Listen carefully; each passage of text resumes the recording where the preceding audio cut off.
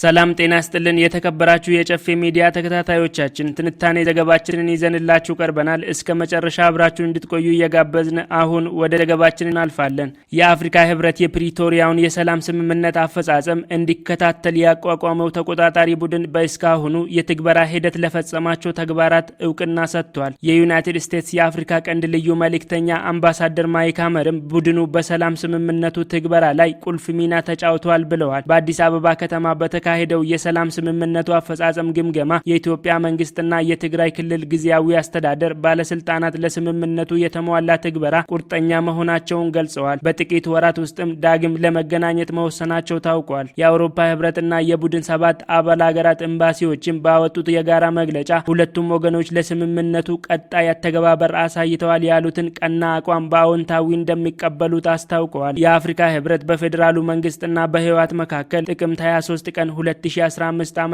በፕሪቶሪያ የተፈረመውን ግጭትን በዘላቂነት የማቆም የሰላም ስምምነት አፈጻጸም እንዲከታተል ያቋቋመው ተቆጣጣሪ ቡድን በእስካሁን የትግበራ ምዕራፍ የነበረውን ሚና አድንቆ ለቀሪ የክትትል ተግባራቱም እውቅና ሰጥቷል። ህብረቱ ባወጣው መግለጫ በታህሳስ ወር 2015 ዓ.ም በመቀለ ከተማ የተቋቋመውና 21 ወታደራዊና ሲቪል ባለሙያዎችን በአባልነት የያዘው ተቆጣጣሪ ኮሚቴ በቀጣይ የስራ ጊዜ በስምምነቱ መሰረት ታጣቂዎች ትጥቅ ፈተው ወደ ማህበረሰቡ እንዲቀላቀሉ ኢኮኖሚያዊና ማህበራዊ አገልግሎቶች እንዲጀምሩ የሰብአዊ እርዳታ አቅርቦትና የሲቪል ሰዎች ደህንነት እንዲረጋገጥ ክትትል ያደርጋልም ተብሏል። የአፍሪካ ህብረት ኮሚሽን ሊቀመንበር ሙሳ ፋቂ መሐመድ የተቆጣጣሪ ኮሚቴው አባላት አፍሪካዊ አንድነትን በሚያሳይ መልኩ ፈጽመዋቸዋል ላሏቸው ስራዎች አድናቆታቸውን ገልጸዋል። በቀጣይም የአፍሪካ ህብረት ስምምነቱ በተሟላ ይዘቱ እንዲተገበርና በኢትዮጵያውያን የሚመራና ዘላቂ ሰላምን የሚያሰፍን ሂደት እንዲጠናከር እንደሚያበረታታም አመልክተዋል። የአፍሪካ ህብረት ዋና አደራዳሪው የቀድሞ የናይጄሪያ ፕሬዝዳንት ኦሊሴንጎ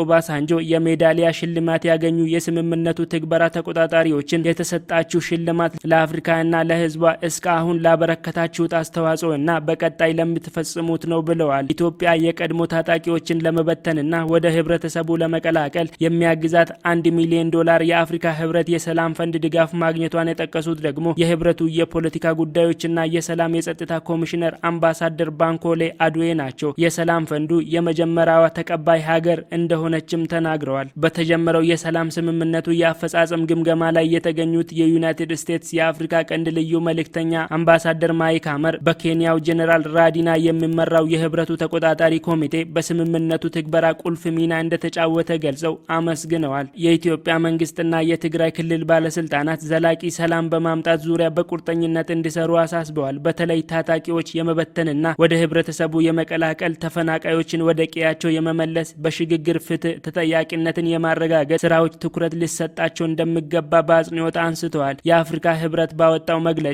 የኢትዮጵያ መንግስትና የህወሓት ተወካዮች ስምምነቱ በመላት ለመተግበር ዝግጁነታቸውን ማረጋገጣቸውን አስታውቀዋል። በትግራይ ክልል ሰላምና ጸጥታን ለማጠናከር እንደሚሰሩ ሁለቱም አካላት መናገራቸውን ጠቅሶ በቅርብ ወራት የስምምነቱን አፈጻጸም የሚገመግም ተመሳሳይ ውይይት እንደሚካሄድም ህብረቱ አስታውቋል። በአዲስ አበባ ተቀማጭ የሆኑ የቡድን 7 አገራትና የአውሮፓ ህብረት ልዑካን በጋራ ባወጡት መግለጫ በበኩላቸው የሰላም ስምምነቱ ትግበራን ለመገምገም የተካሄደውን ውይይት እንደሚደግፉ ገልጸዋል። መግለጫው አክሎም የሰላም ስምምነቱ በመፈረሙ የጥይት ድምጽ ቆሟል፣ ያልተገደበ የሰብአዊ ድጋፍ እንዲገባ ምቹ ሁኔታ ተፈጥሯል፣ በክልሉ መሰረታዊ አገልግሎቶች ዳግም ጀምረዋል ብለዋል። የክልሉ ጊዜያዊ አስተዳደር መመስረት በበጎ እንደሚታይ መግለጫው ጠቁመዋል። ከዚህ በኋላ ምቹ ሁኔታ እንዲፈጠር የቀድሞ ተዋጊዎችን ለመበተንና መልሶ ወደ ህብረተሰቡ ለመቀላቀል ባጀት መመደብ፣ በጦርነቱ ለተጎዱ አስቸኳይ ድጋፍ ማቅረብ፣ የመልሶ ግንባታ ስራ መስራት፣ ተጎጂዎችን ማዕከል ያደረገ የሽግግር ፍትህ መኖርና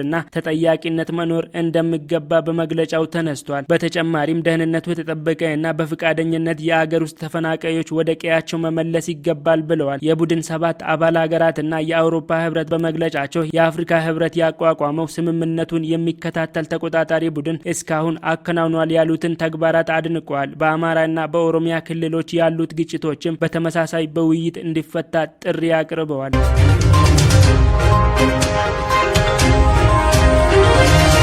የተከበራችሁ የጨፌ ሚዲያ ተከታታዮቻችን ትንታኔ ዘገባችንን እዚህ ላይ ያበቃን። አብራችሁን ስለቆያችሁ እናመሰግናለን። ከቀሪ የጨፌ ሚዲያ ፕሮግራሞች ጋር መልካም ቆይታ